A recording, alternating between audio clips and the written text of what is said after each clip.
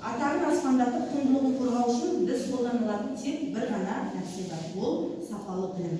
Адам өз-өзін әрдайым дамытып отыруға тиіс, өйткені заман күннен күнге жылжып бара жатыр, иә? Сондықтан білім ал, әрқашанда білім ал, қаныңда бар қасиетіңді көрсет.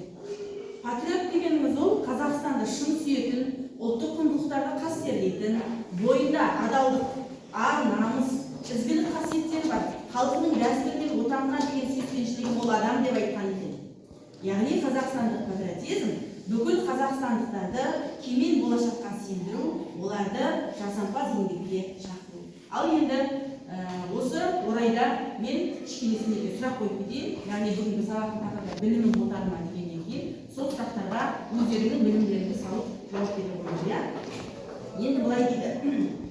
Заманымыздың заңда жазушысы Мұхтар Әуезов халық пен халықты, адам мен адамды теңестіретін нәрсе білім деп айтқан екен. Сондықтан да білім тұрған жерде барлық адам тең деген мағынаны білдіреді. Ал енді былай сұрағым.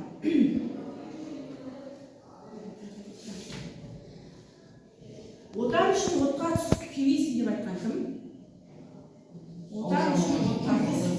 Дұрыс. Кім екен? Бауыржан Момышұлы. Жарайсың. Келесі. Ұлтына, жұртына қызмет ету білімнен емес, мінезден деп кім айтқан?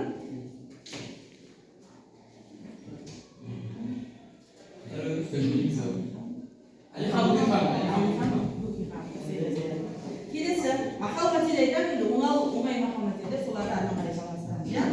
Күш білімде, білім кітапта. Жарайсың. Күш білімде, білім кітапта.